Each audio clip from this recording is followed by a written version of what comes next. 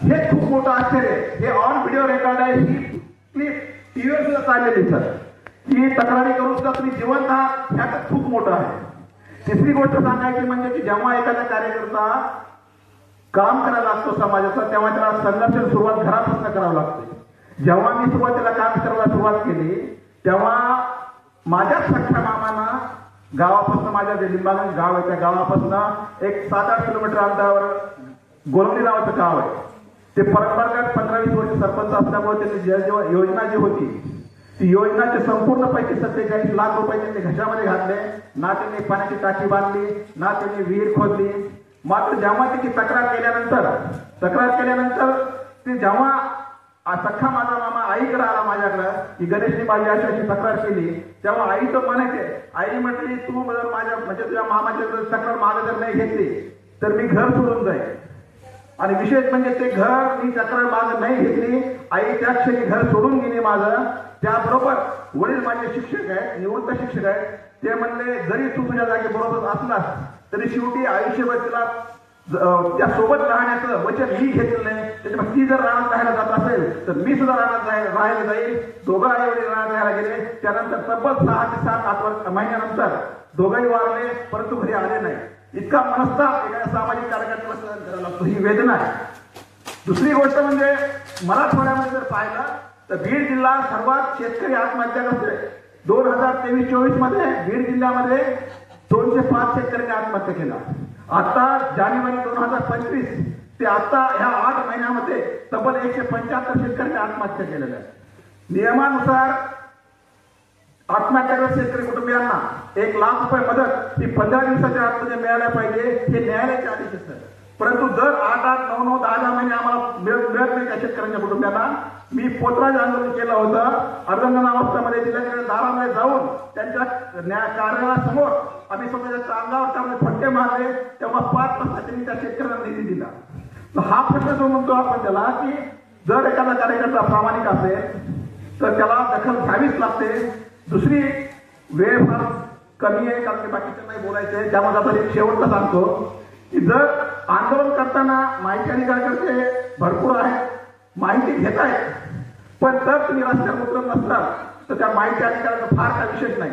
त्यामुळं जेव्हा वडील वारण्यापूर्वी 2 घटना जेव्हा करून काळातली की तेव्हा मी प्रशासनाने करोनामध्ये जिल्हा प्रशासनाला दारूच्या दुकानांना परवानगी द्यायला लायसन्स सुरू केलं होतं.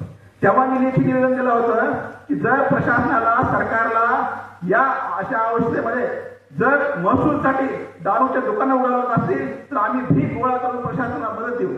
ही घटना 16 जूनची होती. 17 जूनला माझे वडील वारले. त्यानंतर 18 जूनचं निवेदन होतं. वडील वारल्यानंतर सुद्धा दुसऱ्या दिवशी मी पूर्ण गावामध्ये, शहरामध्ये भीक गोळा करून ती प्रशासनाला आम्ही दिली. ही कमिटमेंट आमची होती. त्यानंतर प्रशासन त्या ठिकाणी कुठलं. त्यामुळं सामाजिक कार्यक्रम असताना भावनिक स्तरावर, आर्थिक स्तरावर सगळ्या गोष्टी मला वाटतं सामावून जावं लागतं. पण तुम्ही जर खंबीर असाल आणि ज्याप्रमाणे आपण म्हणतोय की बसवेसरांनी आम्हाला पाठिंबा दिला, सोलापूरची इथली संघटना जी आहे, कमिटी जी आहे, त्यांनी मोठ्या प्रमाणात नियोजन केलं. खरं म्हणलं तर सकाळी जो सभागृह भरलेला होता त्या सभागृहाच्या लोकांनी या कार्यकर्त्यांचं मनोगत ऐकायला पाहिजे. मात्र केवळ फोटो सेशन फोटो काढून जे फार त्यांना 10-12 तासाचा अंतर असेल त्यांनी जायला हरकत नाही समजा वगैरे. पण मला वाटतं भविष्यकाळामध्ये सुद्धा प्रत्येक कार्यकर्त्यांचं मनोगत त्यांनी ऐकलं पाहिजे, त्यातून शिकलं पाहिजे. या ठिकाणी मला बोलायची संधी दिली त्याबद्दल मी सर्वांचे आभार मानतो. धन्यवाद. करते सुधारक आहात तो बसवेकर सर निश्चितच तुमच्या अखंड पाठीशी असतात. आम्हाला सुद्धा तुमचा नंबर वगैरे दिलेला आहे की सरांची भेटा म्हणून असो. यानंतर गणेश जवळे सरांना विनंती करतोय, रमेश बोराडे सर कृपया आपण स्टेजवर यावं. त्याच्यानंतर भरत साळुंके सर आपण असे विनंती करतोय आपण स्टेजवर यावं. यानंतर राजा उप छत्रपती संभाजीनगर सर.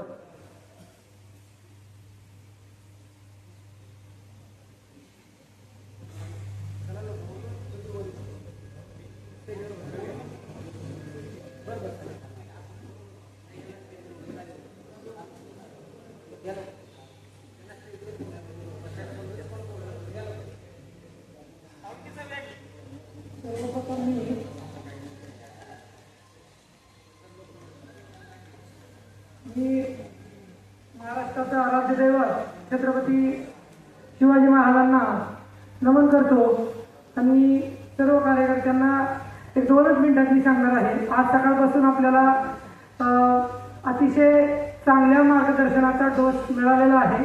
त्या मार्गदर्शनातून आपण चांगलं काम करण्यासाठी आपल्याला ज्या अगोदर येत होत्या अडीअडचणी, त्या अडचणीवर मात करण्यासाठीचं बरंचसं मार्गदर्शन आपल्याला आज सकाळपासून मिळालेलं आहे.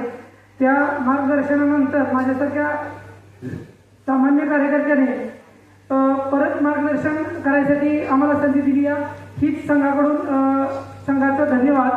तरी पण एक गोष्ट मी सांगू इच्छितो सर्व कार्यकर्त्यांना की आपण आत्ता सरांनी सांगितलं की सकाळी हॉल भरलेला होता, पण आता कमी लोक दिसत आहेत. ही उदासीनता जी आहे ही जर आपल्यासारख्या झुंजार कार्यकर्त्यांमध्ये एवढी उदासीनता असेल तर बाहेरच्या जगामधल्या सर्व लोकांच्या बाबतीतले आपण विचार नाही केला तर चालेल अशी परिस्थिती आहे.